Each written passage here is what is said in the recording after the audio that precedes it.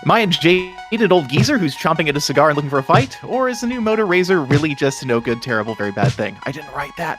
Hey, you kids, get off my lawn, because this is the Android Police Podcast. I don't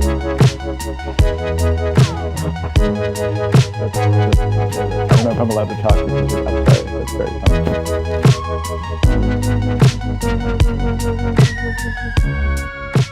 It's Friday, November 15th. Welcome. I'm David Ruddock, and the reason why I pulled my shirt sleeves all the way back to my broad and muscly shoulders is because of our special guest, a recovering theater and industrial film actor, then tech writer, podcaster, and video producer for Pocket Now. Today, he is the Mr. Mobile, weighing in at over 9,000 pounds. It's Michael Fisher. Jules writes the best intros. I was going to. I have at least two factual assertions to make that fly in the face of those descriptions, but that's fine. Hi, David. It's lovely to be here. This has been a long time coming. I mean, granted, I had never formally invited you to the show previously, but we'd always talked about doing it.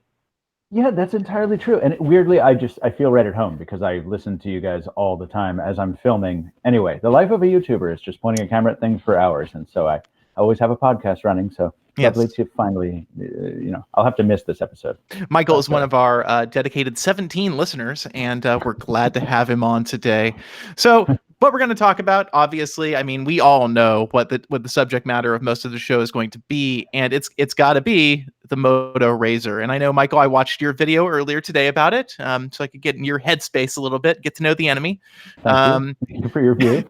And this is something, I was thinking about it all this morning, like what direction do we want to take this conversation? What's really the important thing to talk about when it comes to the Moto Razr? And I've read a lot of posts, a lot of hands-ons. Unfortunately, we weren't invited to take a look at it, but there's a lot of discussion around specifications and compromises and price and practicalities. And I think that's fine stuff to discuss probably when the phone comes out and people get a chance to review it. I think those are questions that are going to be answered by people living with the phone. And I think those can be set aside for now. I want to go to an imaginary place where all of these compromises don't really exist. It's not a question of like, oh, the phone's got an old processor or a bad camera or an old version of Android. Those are things that are all true, but let's pretend for a moment that they aren't really issues. That this phone is basically exactly what you want as far as components, what's inside it, how up to date it is and everything, but it looks basically the same. Let's talk about that phone, that Razr, which does not exist, but could probably exist in 2 years if Motorola really wanted it to. And that is kind of like the concept. So, Michael, what I'd like to hear from you is, what do you think is the most compelling thing about this concept? What makes it so desirable? So what it is for me is this. We all really enjoy our big screens, right? You don't even have to talk about the Galaxy Fold size screen to talk about wanting a big canvas. This is why the Galaxy Note line has been so successful. It's why we now have iPhone Maxes. We like display acreage. Now, if you told me 3 or 4 years ago that I would eventually be able to take a 6.2-inch display, 21:9 though it is, and when I'm not using it, fold it in half so that I can put it in my pocket and it will take up a lot less space in my pocket and I can fit it into different pocket sizes and different bag things and protect the display while I'm at it, without buying a dorky screen protector, I would have called you a dangerous criminal madman who should be put away. And the fact that we have that in some form now, it fills me with almost as much joy as it fills me with frustration at the people who don't seem to get it. So I hear what you're saying about that, and there are some things about it that I think make absolute sense. I think the biggest one for me that was like, you don't need a phone case anymore, basically. Which I think, when we go back, to when cell phones were cell phones, nobody put a case on their phone. I mean, some weird people did, but almost nobody was putting a case on a Nokia 3310 or a BlackBerry Bold or something like that. Everybody, your cell phone was made out of plastic. It could be pretty rough and tumble. We weren't concerned about scratching up screens. I think that is a genuinely appealing thing. I think pocketability is also something, that definitely does matter. I think that there are some people, I think especially a lot of the ladies out there who wear pants with comically small pockets, which is a constant gripe. This could be a desirable form factor. I agree with you up to that point. And then the problem I run into is, Well, we're going to end up making a lot of practical compromises to get there in terms of the actual experience with the phone. So for one, like flipping open the phone, I'm long past wanting to deal with that as a thing. I realize it's got that kind of cool mechanical action to it, Yeah. but I love the fact that I pull out my phone, it's instantly on, it's right there, the screen's right in front of me. I think that's not a huge gripe, but it's one that I think we've all kind of gotten used to. That's how phones are. Now they have been for a long time now, actually about a decade, basically.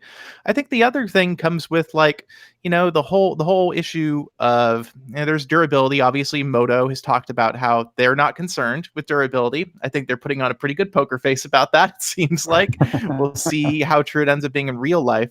But I think when you just look at the fact the screen's plastic, stuff is going to get in there. It's going to get scratched up. Plastic is a soft material. It's going to scuff. I have zero doubt that these phones will get scratched up.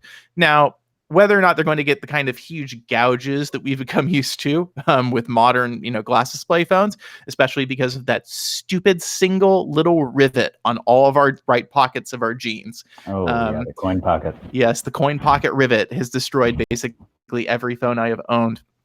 I don't know that people are probably going to want a phone that is in a way inherently more fragile than I think the phones we currently have now. Now there's also the flip side of that well, there's no screen to crack anymore. But I would be interested to see what Moto's kind of response is about what happens when you drop it. How droppable is the Moto Razr? And I don't really know the answer to that question. Yeah, and I don't think we will until enough of them get out in the field. To your point, I mean, obviously we have to wait for the reviews. We also have to wait for a lot of real world experience. But to me, I think this display is more protected than a lot. You made the point that the display is completely encased within the phone. You don't need a case for it because the phone is its own case. Same basically in principle as with the Galaxy Fold display, but this display is fundamentally different.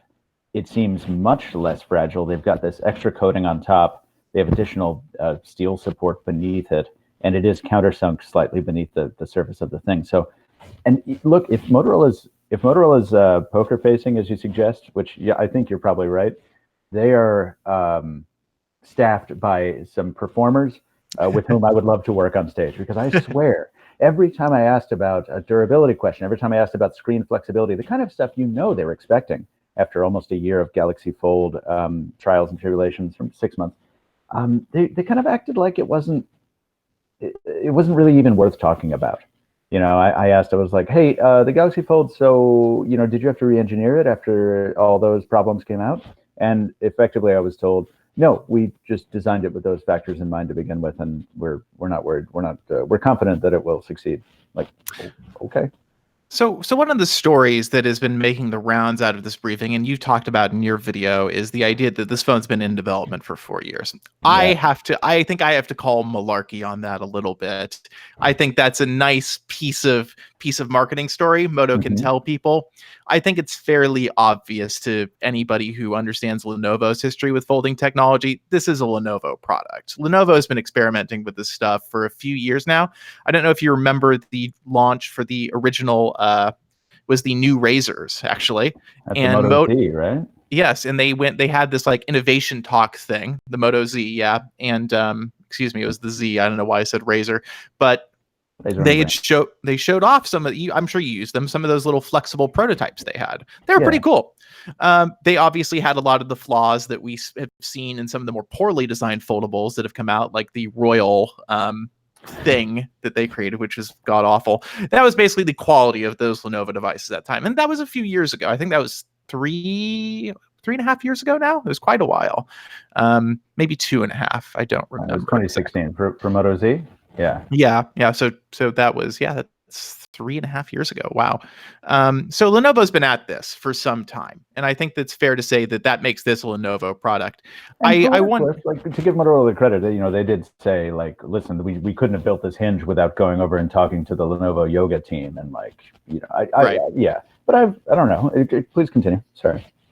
So I think that one of that whole 4-year story doesn't ring entirely true to me. Maybe somebody at some point at Moto had the idea, yes, we're going to use this technology to bring back the Razr, but it seems like 4 years is a long time It 4 years is. means this project got backburnered a lot if it Yeah. really did go back that far. Or it was just it took that long to actually get it to a shippable point. I think the 4 year may come from the fact that they were saying they started learning the lessons on how to build this plastic with Droid Turbo 2, which was a 2015 phone. It was that beautiful Oh, first yes. unbreakable screen they did, where it was like plastic, and so I think that might be the source of some of that marketing message. Yeah, definitely. I think the other thing that's the one practical concern that I do have to bring back up is going to be the cost of making these kinds of devices. I think that the price of $1,500 is probably cutting fairly close to what can and can't be profitable on a phone this complex. I think Lenovo has created this as a product for Verizon. I don't think this phone would exist without Verizon. I think Verizon's probably paying quite a lot of money to will this device into existence because it's a huge symbol for Verizon as a company. Certainly. We all know this is going to plaster every single advertisement they do for the rest of the year Oh, until yeah. this phone comes out. And I mean, It's going it's Droid all over again, right? I mean, it is the Motorola Verizon monoliths combining into a massive advertising push. Yes. Exactly. And these phones, it's a very complicated design from an engineering standpoint. I'm guessing most of them are going to be hand built, essentially hand assembled at a factory in China, one of Lenovo's. And for that reason, I suspect there also won't be that many of them. I think this is probably going to be a fairly limited production run. I'm sure that Lenovo could build more if demand really outstrips supply, but I suspect the supply is going to be fairly small for a product like this. It's just so expensive. So I don't think Verizon's going to have that massive customer base coming in. And this gets to a question that I kind of wanted to ask you. This phone to me is like a good analog for like this, basically like the original folding phones were. It's kind of the analog to a question of like, do you get a sedan or do you get a sports car? And the sports car is sleeker, it's more expensive, it's a little less practical, but it's flashy, it's cool. The sedan is a deeply practical thing. It's well established. You know what you're getting. It's affordable. There are a lot of options and choices you have in that market. Whereas in the sports car market, you have fewer choices, more compromises, and more cost. Do you think we're going into a place where we're going to have these, basically, I would call them sports car phones, where they're a lot more expensive? They offer some nebulous benefits. They look really cool doing it. And they are using technology that is heretofore a little untested, a little cutting edge, that may have compromises. Do you think there's a big enough group of people who want that? No, I think as long as there are new technologies, new capabilities, new implementations of fun imagination, there will always be aspirational products like this. I think this is more important I think it's important to remember that this folding technology, as you say, has had such a long R&D time. It has been so expensive to dream up. It's taken so long. It's taken a lot of pain that these initial, even the next 3 or 4 folding display or flexible display smartphones are going to be insanely expensive. But I happen to think that as those prices come down, which they inevitably will, and as the benefits of a malleable display continue to become evident, and more people buy into it and say, "Oh," then this will become a common thing.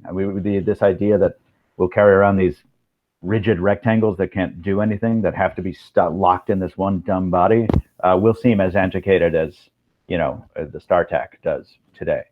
But I do think that there will be sports cars of a sort, but I don't think that's what this is. I don't think this is a one-off and then on to the next weird big thing. I do think this is a glimpse of the future. That's interesting. So that is a viewpoint that I happen to personally disagree with. I think that smartphones have had their big moment, and this is what I go back to.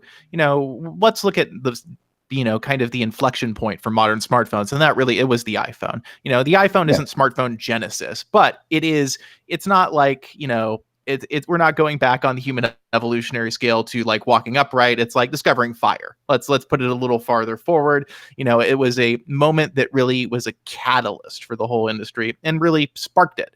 And there were obviously some really smartphones that I'm sure you loved before the iPhone was really more.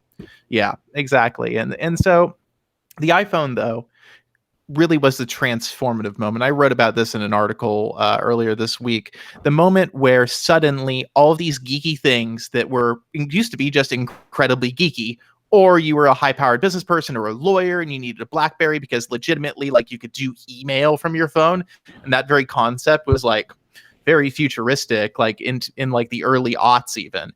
But the iPhone took it and said, all right, we're going to make your phone your camera, your personal communicator, your access portal to the internet, which had, obviously more than taken off at that point. And we're going to also make it the thing you carry around anyway because it's a phone. And that was the point at which everything changed for everybody, I think. Smartphone adoption was so crazy rapid. Like, it went from, in a time of span of like 3 or 4 years, to from almost nobody having a smartphone to basically everybody having a smartphone. That was a tectonic shift in the way we relate to personal technology. Like, I would say, like, the smartphone was on par with like the mass-produced automobile. It Completely. was a huge moment for like the whole world. Like, it's connected so many more people. I think that the problem the stick I get with foldables is the engineering is so complicated. The materials are very exotic. I'm not sure that I see a future in which those kinds of devices can be commoditized to a point where they're really democratized in terms of like cost and accessibility for most people. I think it seems like a tough thing to hurdle over when we've already got this rectangle that spans the gamut of price points, all the way down to like $50, all the way up to like $1,500 now, depending on the phone. And it's proven, it's established. People seem to like it. Do we really think that people are going to go for this when I think that the benefits seem fairly nebulous for most people? I think, yeah, no, they are, and they're difficult to describe. And certainly, if I were sitting there, in the seats of most of the folks who've not used a foldable, I would be raising the same concerns, and they should be raised. And you're 100% right from a practical standpoint.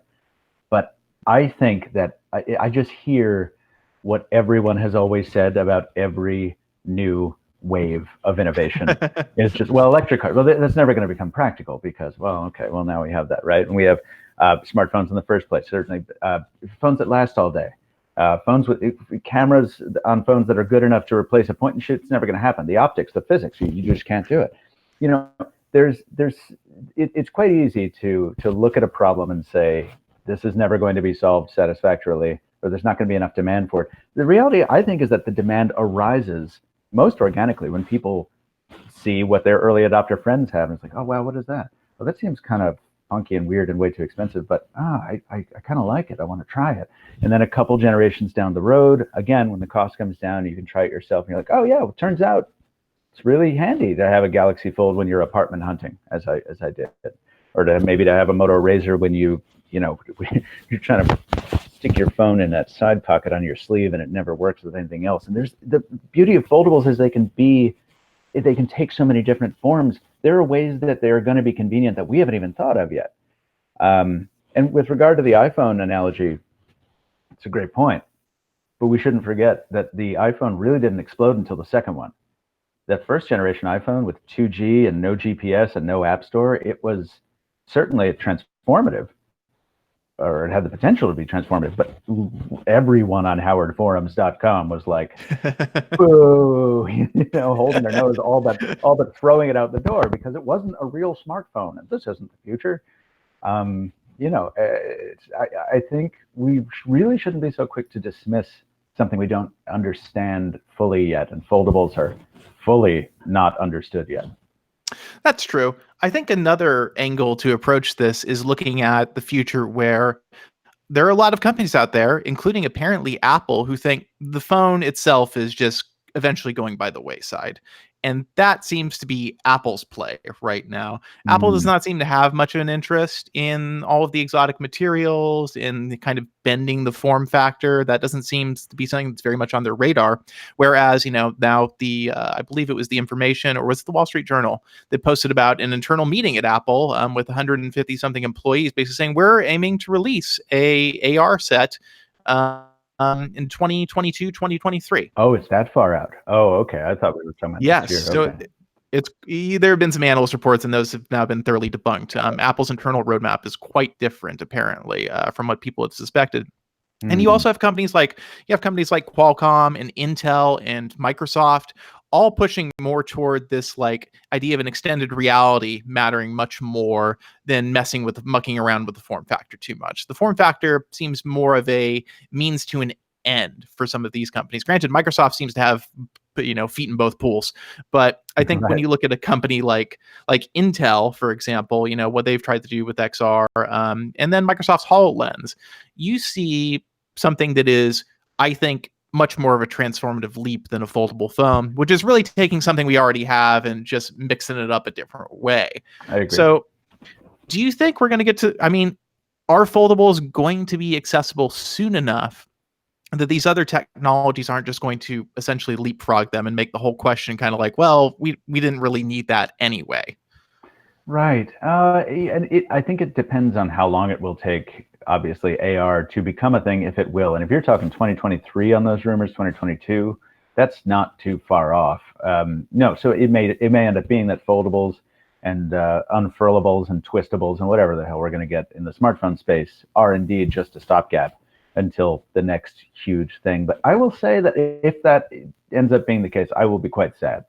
I think growing up at a time when growing up obsessed with the Starfleet communicator, let's be honest, this pocketable devices have an appeal that I think wearables do not. I've enjoyed my time with Focals by North. I've enjoyed putting on the HoloLens. All these things are going to be really cool, but there's just something awesome about the box in your pocket, and I will miss them when they go. Fortunately, I don't think that's going to be happening tomorrow. No, I don't think so either. I think it's going to be quite some time. I think my personal view on the AR, XR, et cetera, kind of thing is really, I think that's, going to be a big deal for enterprise, for businesses in the near future. I think for people, it's going to be way too weird for quite a while, hopefully. So I wanted to ask that just kind of as a devil's advocate question. I'm pretty much with you that smartphones are going to stick around. They're so personal to us. Oh, they're very much, and that's why. So I was reading your piece on why foldables are this kind of necessary evil flash in the pan for some of us because smartphones are boring now, and you equated the iPhone to an automatic transmission sedan. Oh, yes. Yeah. Oh, that was a different piece. I've been reading all your pieces, David. I'm a big fan. And I forgot where I was going with it, but I will pivot instead to the point that I had in the buffer, which was, yes, foldables, they don't have to be stuck on phones. We can talk about laptops. We can, what Lenovo is going to do with that, whatever they're calling it. I don't think it doesn't even have a name. Their folding screen Windows laptop, and all of the products like it, and these Westworld type tablets, sort of blendy things. Like it's a whole different category. It's a whole different use case. It can be more things than the restrictive current ones. And I remember what I was saying. Your point about smartphones being very personal to us is entirely true. And that's why I think that people care about them a little more than shoes. Not everyone, not shoe enthusiasts certainly, but most people, they do all their business on these phones. They do all their personal life on these phones. They get very intimate sometimes with their phones. They're our most personal products. And, I think they're going to be around for a while. I think so. I still do think that the fact remains that the smartphone really is just a portal to everything. And that plays to the commodity aspect where the phone is a window. It's for most people, it really just is that. There are people like us who are much more concerned with everything surrounding the window. We've got to have the right frame, the action, nice smooth opening action. But, there are people who really get hung up on these things, obviously. But I do question whether or not for most people, these form factor alterations, you talked about how, there are people out there like us who, try new technology and people ask like, oh, what's that? What's that? What's, of course you get asked this all the time. And sure, some people will make decisions on that basis, but I think with the smartphone, I'm going to go back to I think we have something like a bit of a car analogy where the vast majority of people are actually pretty okay with the basic box. they aren't really fascinated by it. It's conveyance. It is the means to an end. And I think that is best described through Apple's popularity in the United States, where I use an iPhone and I'm about to tear my hair out within like 24 hours because it's just, there are so many things where I'm just like, how do you live?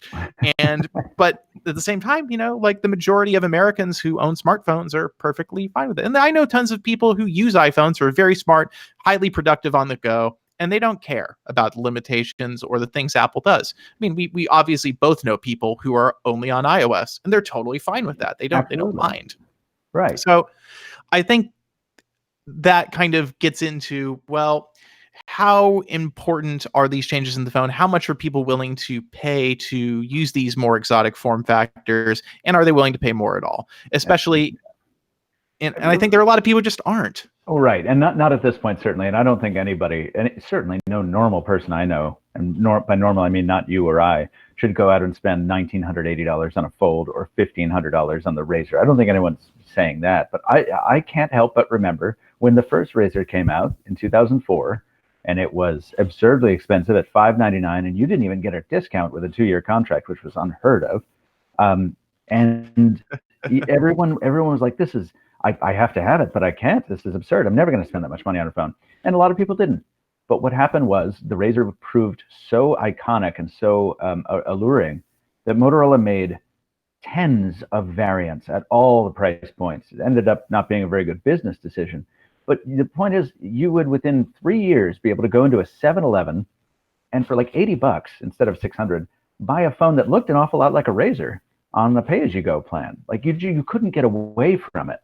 I really think that in 10 years, if AR hasn't completely taken over by then, it's going to be tough to find a display on a pocketable device that's not flexible. I really think it's going to be that pervasive. Interesting. In 10 years, that is quite a while. I think it's in 10 years, it's hard to predict what's going to happen with any form of technology. But I mean, it's certainly, this is definitely, I will say, the most practical folding device we've seen so far. I personally 100%. think Galaxy Fold, I would never ever want to own one. And I think Huawei's Mate X design is just, it's going to get so scratched up so fast. I could never live with that. Yeah, I agree with you on the Mate X. I like the Fold is for a different use case, but I agree with you on the Mate X.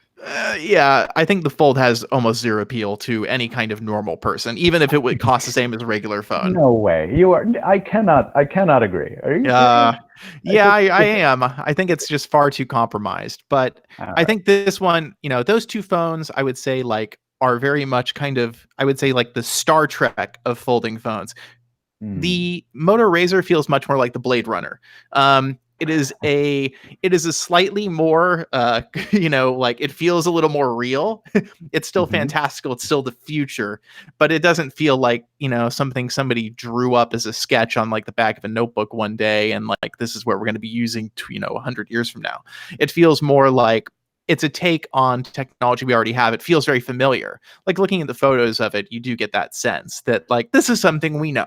Yes. Oh, and holding it, I mean, you get that sense. And that's part of the reason I think so many of us are enamored of it. And I want to say, look, I think we're making some good logical arguments here, but I am not going to pretend like I'm not honeymooning real hardcore on this thing, because it is the ultimate combination of things that appeal to me. It is super futuristic tech, bleeding edge tech that's so on the edge that, to your point, it might not work well. But that is encased in a shell that recalls 15 years ago, and the very best of 15 years of iconic industrial design in a nascent category that made millions of people care about phones for the first time. That combination is something only Motorola could do, because Motorola is one of the only companies that's been in the position it's been in for as long. And and everybody loves a redemption story too, right? The last time I was interested in a Motorola product, really interested, was 2016. I mean, it's overdue. It's seductive, and I just can't wait to buy one with all kinds of money. And unless I sound far too curmudgeon-y, I do think it's very cool. I think as a piece of engineering, what Motorola did is and Lenovo is very impressive. Like the way the screen slightly slides under when you fold it, like that's like legitimately like that's really clever. Yeah. Like that's a good way to avoid the pivoting issue. Like they've really clearly thought about this a lot. When I look at like how the phone's laid out and like all of the dead screen space at the top and the bottom, I physically itch, but I still think it's a cool phone. I don't know if I'd want one, but I think that, you know, what I'm starting, the kind of direction I'm going with foldables at this point is, sure, I think they're going to be a thing. I think that what we're going to have, though, is the smartphone market's reached saturation. Like shipments are slowly but surely dwindling. People aren't upgrading as often. People are able to keep their phones longer, actually. That's one of the biggest changes, you know, and Apple has been the company that has enabled that more than any other. And of course, other companies are slowly but surely starting to follow suit, you know, Google supporting its phone longer. Basically, everybody's got an accident, you know, damage protection plan for their phones now where you can get your screen replaced. Everybody is starting to get onto the long-term support game to varying degrees. I mean, Apple is doing it best, you know, battery replacements, you know, screen replacements are easy to get. You walk into the store, you walk out a few hours later and it's done.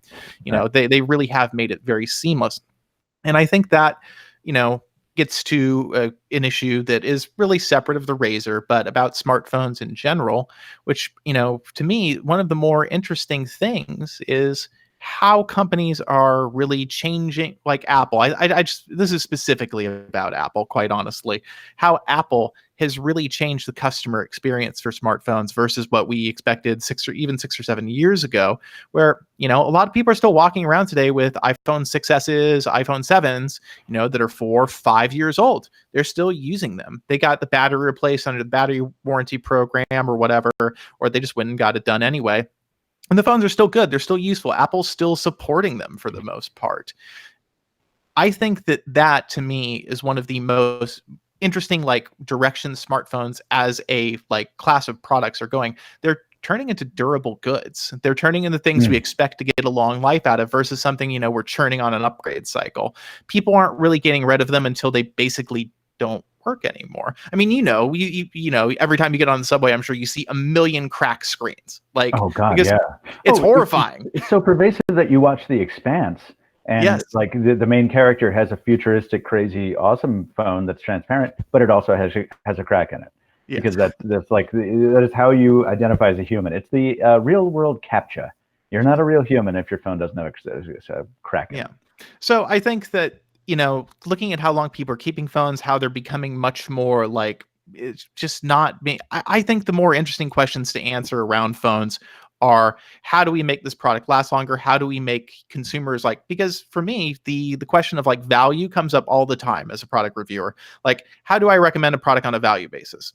And unfortunately, like it's remained true as long as I've been reviewing phones that actually one of the cheapest phones you can buy over time ends up being an iPhone because you don't need to replace it as often. It sells for far more money if you want to resell it.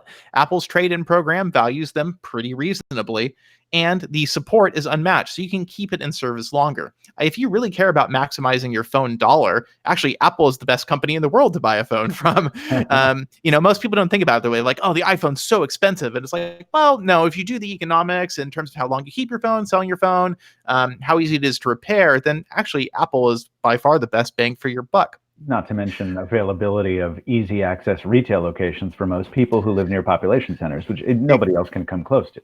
No, definitely not. And I think that's something that we've seen, you know, the other side of the fence, Android, you know, every company making Android phones almost completely fail to respond to in a meaningful way. Oh, yeah. Even Google's RMA process is, from what I understand, pretty, you know, inconsistent. Oh, yeah, and the chat reps, they're terrible. They'll lie to you. Right. They'll tell you things that just are blatantly untrue about the warranty and stuff. Like, it's awful. So I think that, you know, foldables are cool. I think that they're going to be a big, you know, a part of the future of phones. But I think that, you know, it's if I'm going to hold feet to fire over phones, if I'm going to really hold a torch for people and say this is the biggest and most important issue we need to tackle about smartphone when it comes to smartphones, form factor to me is like so far down the list at this point. I want companies to be more accountable for how they support their products, for how long people can use them, how long they remain good. Phones shouldn't have to be something we have to upgrade every 2 years. That's kind of silly. Like if you were to say that about a laptop, like, obviously working in your industry, that's a little different. Right. That is professional grade tool. It's a different sort of thing. But if you were to say that about a laptop to a regular person, like most people keep their laptop 6-7 years Oh, probably. sure. Yeah. And I remember distinctly the first time I ever spent real money on technology was in a laptop in college. I needed a laptop so Yep. badly. Mine was trash. And I had to spend an inordinate amount of money, but it lasted me for, I think, 5 years. And to me at the time, in 2006 to 2011, that was more time than I expected to get out of it. You used to have to upgrade a lot more often, but that is a maturing segment as well, to your point. I will say that I'll say two things. First of all, I've inherited the annoying tendency of a podcast host that I listen to on the regular to preface everything with "to your point," and I apologize. It's very frustrating. I hate that I've done it. Secondly, I think you said something earlier that I will be a little pedantic about. You said that the durability/longevity question and support question about phones is the more interesting one. And I think the unfortunate truth of it is it's not. And I love that you are going to increase visibility on that. And you're going to make that a pillar of your coverage because honestly, it's not as interesting. It's not as easy for someone like us to get the eyeballs we need to make this, to keep money coming in the door. Because really, what do the people want to see? They want to see new phones. They want to see hot phones, hot laptops, new ideas, strange futuristic concepts. You run a piece or you do a video about, well, here's how to get the most out of your phone for the next 4 years. It is much more useful content. It may be more evergreen, but it doesn't have that flash in the pan kind of allure that a new device does. And that's part of the problem. That's why we have a massive e-waste problem. That's why we have people getting frustrated at their phones and their laptops and whatever not lasting long enough. So I hope that you can make it interesting, David. And to be clear, I completely agree with you. It is not interesting from an audience standpoint. It is like total snooze fest. I Right. completely agree. I meant interesting intellectually. So yes, no, and you're absolutely right. But I mean, my point, I hope that we can all find a way to make it more interesting and to make it a priority, and also find a way to do that while keeping our numbers healthy, frankly, because these are important considerations. Yeah. I just think it's one of those things that we've, as phones they've become mature. We were watching a product market that has become mature at this point. I think that's safe to say about phones. The form factor has stabilized. We're having these evolutions that are happening now. The function has stabilized. Phones are not doing anything radically different than they were doing 5 years ago. I don't think that's going to change either. I think that phones have largely fulfilled their function in our day-to-day lives at this point. Nothing really radical is going to happen in terms of the way we use them. I think wearables may eventually, start to play a bigger role in our lives, and there could be a lot more that could happen there. Oh yeah, I plenty think of room to evolve there. Yes. Yeah, exactly. So I think that's probably where for most regular consumers, you're going to see more of the evolution. And I think that could come in with, fun stuff with folding too. I think, I'm sure Apple probably is interested in that kind of technology when it comes to the watch. I think that probably holds some appeal to them. So I think, for me, when I look at like the part of the market that's been really ripe for innovation and where companies probably should be funneling money in terms of like trying out radical things, I definitely look at wearables as the area where, experimentation is probably eventually going to be rewarded for somebody. Apple is the only one that seems to have succeeded so far, but I think that there's obviously room for more players there. Unfortunately, most of the players kind of suck. Yeah, I was going to say, well, Dave, I mean, don't forget Pebble. I mean, Vector. I mean, Fitbit. I mean, never mind. Yes, it is the wearables graveyard goes deep. They're about all 612. They're all owned by Google now, which is crazy. I really can't wait for Wear OS to get good, because I've been wearing a bunch of Fossil watches for the past couple of weeks, and they're all great hardware wise, and they all run Wear OS. So they're great after a point, but getting to that point really sucks. Yep, and I've been wearing the Apple Watch for the last like 2 months, and that's just completely changed my view. I just don't even touch those things anymore. It's a very sad state of affairs, but we should probably move on a little bit here. I'm going to do a real quick plug for us. If you're watching this on Twitch, thank you. But if you subscribe to our podcast on Twitch and you're an Amazon Prime subscriber, you can help support the show financially. That's twitch.tv/AndroidPolice. We love doing the podcast. We're on 4 times a week now, 3 shows plus a Q&A on Tuesdays, Monday, Wednesday, Friday for the show. We're generally on at noon, and we have guests like Michael on more frequently, which is awesome. We love having guests. So if you want to support us, again, that's twitch.tv/AndroidPolice. If you're an Amazon Prime member, you can become a subscriber to the channel, and that gets you benefits like Orion emoji, which I'm not sure that's actually a benefit. But it's something you get for subscribing. And when you do subscribe, you help support the show financially, even if it doesn't cost you anything if you're using your Twitch Prime subscription. So please take Jeff Bezos' money and give it to us. We really appreciate that. So that's, once again, twitch.tv/AndroidPolice. I think I've said it way too many times in this plug. Thanks for listening to the show. And now we'll get back to things. So, as we move into kind of our part B of the show, I'd like to talk a little bit, shift gears, and Michael, talk to you a little bit about your history in terms of I don't think I've ever actually really heard your story of how you got into doing what you do, and obviously I'm sure there are a lot of leaps. So where would you say the point was when you realized I want to make talking about or discussing or thinking about technology kind of my vocation? My God, man. I mean, just so long ago. So I used to, most people know I was an actor. I did more than industrial films, Jules, by the way. I forgot how you introed me. But, I was an actor, but then when I would come home from shows or rehearsals or whatever, I would unwind by reading Howard Forums and Engadget and all these sites that were around back then, and many of which still are today. And because I was a gadget nerd, I've always been one. And 2011 came around, and it was one of those years where it was just a cataclysmic collapse. I think I lost like a bunch of family members to death, and then my girlfriend and I broke up, and I lost my job. Like everything fell apart, and I don't remember exactly when I saw it, but I started applying to sites like Gizmodo and other sites, and a site called Pocket Now was hiring, and they were the only one to return the call. So I came aboard. Turns out I could write. I was a writer anyway, and people didn't immediately hate everything I had to say about tablets, which is what I was covering at the time.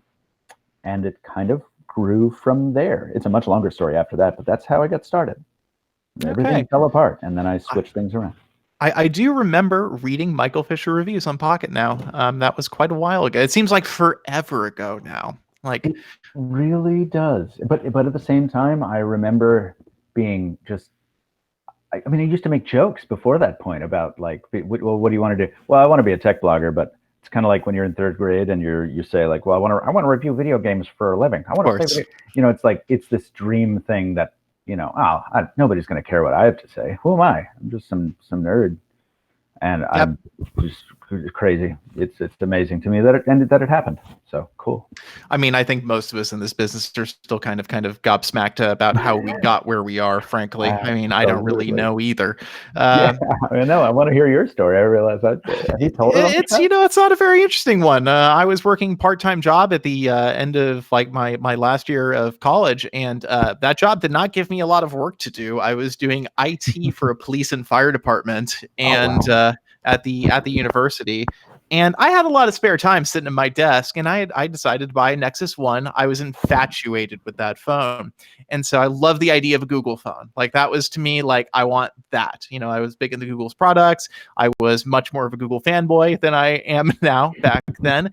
And I remember when the first Big OS update for it came out. It was Froyo, I believe. And I was like, I need that now. And I found a website called AndroidPolice.com that had a link to the OTA download. And they had a little blurb on the side of the website, and it said, "Do you want to come write for Android, please? We're looking for people."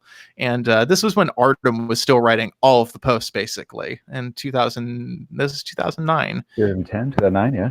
Yeah, and excuse me, 2010. This is 2010. Obviously, I'm getting my dates Yeah. mixed up here. And I reached out, and 2 months, I think maybe about a month later, I wrote my first post, which was about an APK for one of the keyboards from the Droid 2. And Artem rewrote about 80% of it. And and from there, it just kind of all went down or uphill, depending on your perspective. So if you're a reader, maybe downhill, but for me, it definitely went uphill. And that it really went from there. But crazy. It seems like it such a is. conventional story when we each retell it, but it was a transformative moment. You changed your entire life.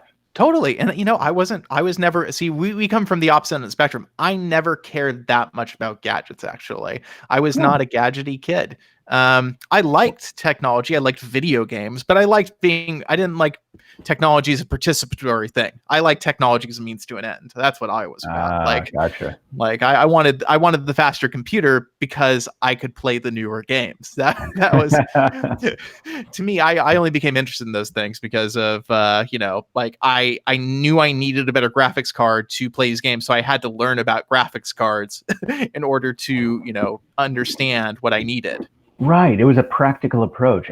That's a really interesting point that you bring up, because I have trouble pinning down when I became a cell phone obsessed freakazoid.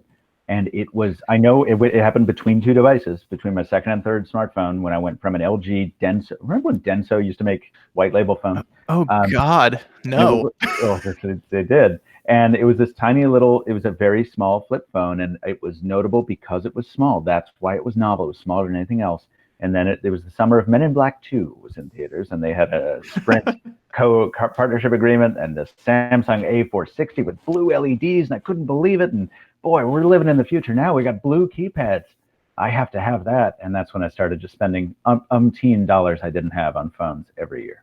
Oh wow, yeah. See, I was never that into it, but so throughout your phone history, what was the phone you bought and you realized smartphones really, like, this is when it's going to blow up? Like, I can see we're not far now, like where you finally looked at it and said, I think everybody's going to have one of these in like however many years. I would hate to. I'm sure there's a better answer than this, but I think it was honestly my first one in 2004, 2005. Wow. It was a BlackBerry, and I worked at Nextel at the time, so I got one for less money than it would have otherwise been. But I remember fielding emails from my hip, and my agent at the time, my acting agent, was trying to book me for a gig, and she said, "Well, I'll get in touch with you. I'll call you later." I'm like, "Oh, I can't take calls. I'm busy, but just email me." And she said something like, "Well, will you be able to get online? Will you be able to have a computer?" I'm like, "Oh, no, I don't. No, I have a BlackBerry." And that exchange, I think it immediately seared itself into my memory. I'm like, oh, this is what it's going to be. We're all going to do this soon. And it turned out to be way sooner than I thought, because within 2 years, BlackBerries were $99 on contract, and everybody had one. I do remember that. I was in high school at the time. BlackBerries really took off right before the iPhone, and that was when I remember like every kid whose parents had money had bought them a BlackBerry. Mm-hmm. And then there were the few kids who were unfortunately saddled with T-Mobile who had sidekicks, and sidekicks were the business. Oh, they were the best. I left. It's like, go ahead. It's like you were on the worst network imaginable, but you had the coolest possible phone. Oh, dude, I remember seeing those things. Absolutely. Yes. I was so enamored of them, and I was so frustrated that you couldn't get one on the network. When I quit Sprint Nextel, I literally walked across the hall in the mall to the T-Mobile store and bought a Sidekick 3. And that's what I carried. And I paid something like $20 for an app that would let me change my LED notification color. Oh my God. These are the stories I like. I love going back to like, old technology and talking about like people's experiences with it. So what was your first computer? I think that's always a fun one. That is a fun one. My first computer was a Commodore 64. Ooh. Yes. It was a hand-me-down from a friend of the family, and set it up. We got a box full of floppy disks with it as well.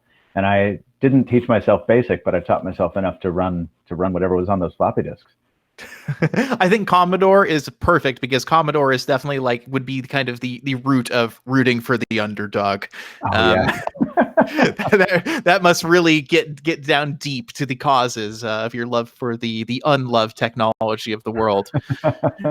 Whereas I was a DOS kid, and so I Yeah. had a Tandy 1000, Oh, and Tandy, yes. What the Tandies, were they the TRS branded ones? Was that yep, yeah, yep. the Trash 80, and then you had the 1000. Yes, the Tandy 1000, which was also I was sold as a Radio Shack model, and I learned to play a few text-based games on it. It had Wheel of Fortune on a 5.5 Oh, floppy, and I just remember what I always get nostalgic about are the noises that computers used to make. I love those. absolutely. Oh, the different fans, several fans. The sound of a hard drive spinning. I remember the first time being so perplexed. We upgraded to a compact Presario. That's when I got my DOS and Windows on, and just the sound of a spinning three platter Maxtor 300 megabyte drive was just, I've never heard anything like that before. It sounded like sand getting caught in some gears. It was very, very weird. Yeah. Yeah. So I think that let's I had a segue here and I've completely lost myself. I should have started Um, talking about Presarios. You didn't know I anything. think I think we should probably though. I don't know how much time you have, so we should probably start getting to some of our questions. Good Some of idea. these are gonna probably roll back a little bit to the Moto conversation. Our first question comes from Crunch Goddess. I assume who's talking about the Moto Razr here.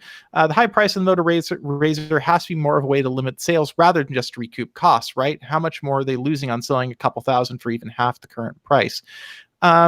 Jules actually pointed out a little earlier that a Wall Street Journal article said Lenovo had a planned run of 200,000 of these, which is actually pretty small Is it? for a smartphone. I mean, how many iPhones is Apple selling a year? 100 million? Right. Yeah. So, It's still a and lot this more than is, I thought. Weren't people talking around like volumes of like 5,000 for the Fold initially or something like that? oh, I don't know what it was initially for the initial run, but 200,000 for a global launch is relatively few smartphones. So I think that, yes, I think the price probably is a little bit of that. They're probably playing it, such that it's priced in a way where, it's not going to, Lenovo won't end up in a situation where tons of people are trying to buy the phone and can't, which I think would be very bad PR for something like this. Oh, or the best PR. I mean, when Ooh, they I don't sell know. out, that's wonderful. We can't keep them in. It's like the oldest trick in the book. We can't keep them in stock. You know? Maybe, I don't know. I don't know. I mean, honestly, I don't have a good answer for this question. Um, Next question is from Sugan. Thank you for subscribing. Do you all think the Pixel phone line is sustainable with its current trend of largely disappointment in terms of competitive hardware and high pricing, especially now that other competitors have pretty much closed the camera gap? I don't fully agree with that last part. But Michael, what are your thoughts on the new Pixel? I don't know if I watched your review, and I don't know that I've seen you talk about it much. You will not get much new from my take on the Pixel 4. It's essentially the same as everyone else. I think the Pixel 4 has enjoyed a little bit of a bounce back recently because you have that kind of resistance to the inertia of everyone says it sucks, and then you have some folks who decide to get loud and say, hey, look, this has some really cool exclusive features that you can only get on a Pixel and blah blah blah, and that's a great point. And I still carry a Pixel 4 every day, but every day I'm also frustrated anew by the oversights or strange, frustrating decisions that were made. I don't think it's justifiable at its price point at all. And even when it's discounted, there are so many things that annoy me. I just, it's not my favorite phone. I really, I think everybody's seen me on Twitter at this point rage against the Pixel 4, but I really think Google dropped the ball this year, especially hard. I Yep. was having a conversation about this with somebody recently, and they asked, do you think? I think it was it was somebody who working for Qualcomm, so I won't name them. But he's like, do you think heads are really going to roll at Google if this phone doesn't work out? And I kind of think so. I think they've had 3 years to figure this out. And after last year, there was clear disappointment from management that the Pixel 3 didn't sell very well. I think they were pretty unhappy about that. And I've forgotten that. It's never struck me as the kind of place, though, the Pixel team inside Google where accountability a corporation where accountability matters. It's so unconventional. But you're right, though. We know how Google is. Google certainly is a particular way. We all know that about Google and working in this industry, which I don't think probably people who are observers don't really understand that about Google as much. But when you meet somebody from Google, they work for Google immediately.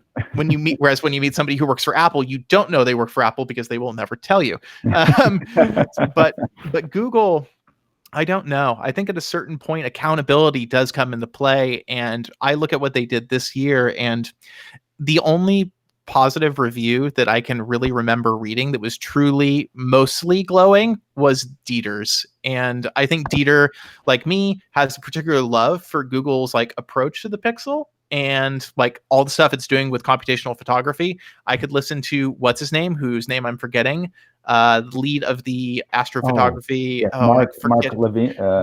Yes, Levin? Mark Levitt, yes. Mark is a guy I would listen to his TED Talk for like 4 hours, man. Absolutely. Like he is so captivating, and I love what they're doing there. I think it's legitimately amazing. Like stuff they've done with night sight, with astrophotography.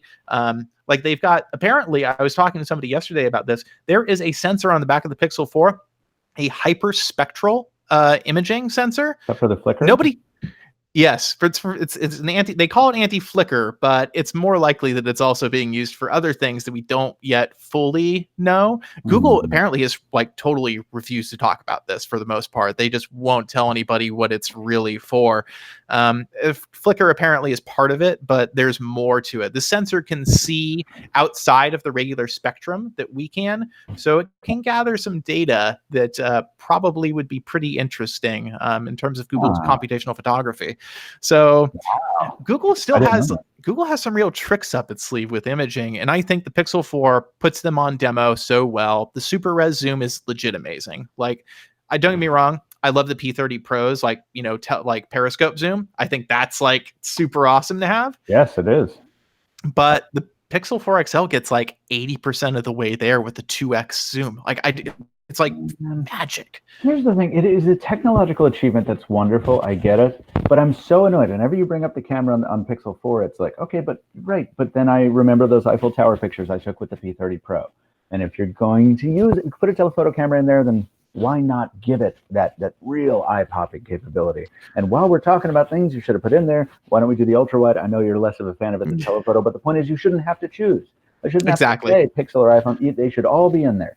You're totally right about that. And I think that Google has really suffered for, frankly, not embracing the kitchen sink approach that Apple and Samsung are now using on a lot of this stuff, where it's like, you know what? That's just what you put in a phone now, because if you want to be competitive, that's what you've got to do. And as an advocate for mobility, by the way, I have to hope you think it's pretty insulting the size of the batteries Google is putting in these phones these days. The battery, the fact that just today, standing in this kitchen over here, I had my phone tell me, hey, watch out, you're running out of storage space because it's a 64 gig phone. And I'm like, well, just back it up to Google Photos. Well, cool. And then I want to share it, which is what I was doing, and then you have to wait for it to download it from Photos again because you've clicked. Like it is an infuriating mix of awesome and hilariously bad, and I don't get that. I don't get how that phone made it.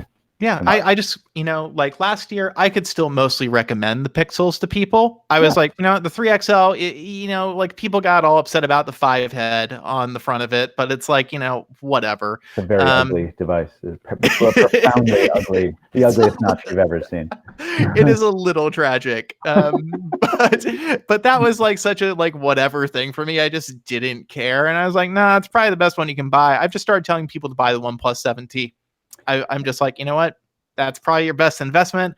Stay away from the Pixels this year. I think it's a bad idea. Well, but like I said, someone reminded me recently, in the same breath, you've got to admit, and I think you feel the same way about this as I do, the Pixel 3a, most disruptive, best phone I've seen in a very long time. Absolutely. If I was recommending a phone for like, especially somebody who just does not care about phones at all, I'd be like, yeah, just if you don't want to spend any money and you just want to have a camera in your pocket that does texting and calls, like let's just go buy the Pixel 3a.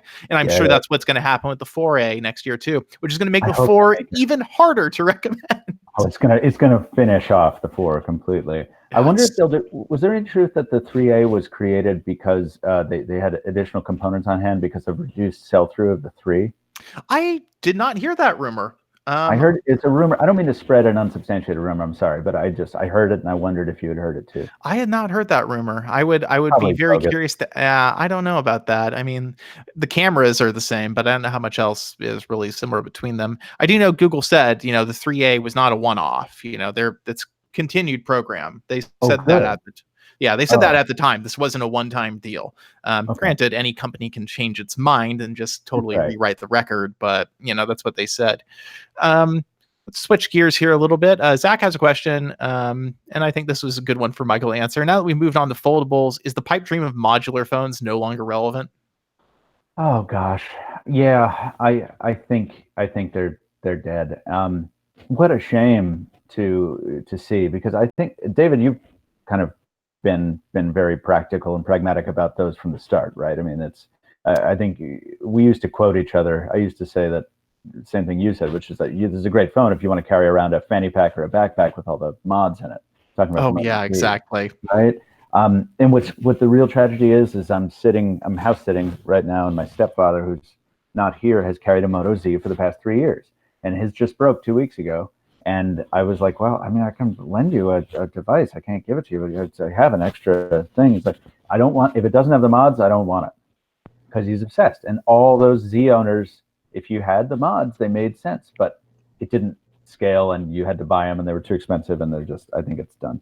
And the camera one was very, very, very bad. I don't think I can say how bad that thing was. Oh. Man, if my name ever gets big enough that it's like respected and licensable on products, remind me never to license my name to a product as terrible as that was from an imaging perspective. The zoom was great, but the imaging was terrible. Oh God, it was so bad. I can't believe Hasselblad signed off on that. That was really, really tragic.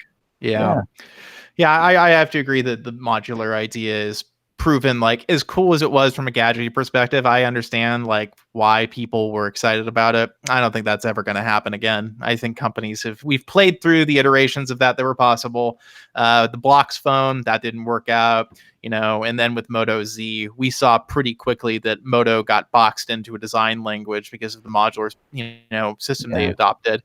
And I think the other thing is just like, when those phones become outdated, you aren't just having a phone that's lost all of its value. All the accessories have lost their value too. You're basically doubling your investment for something that you're not gaining any longevity out of it from these mods. So yeah, and a crucial thing to remember though, like, let's not forget that lesson, because when that first Moto Z came out and they slapped on a mod and the thing was playing a song and it immediately started coming out of that JBL speaker, like, I did that in the real world. It was as cool. It worked really well.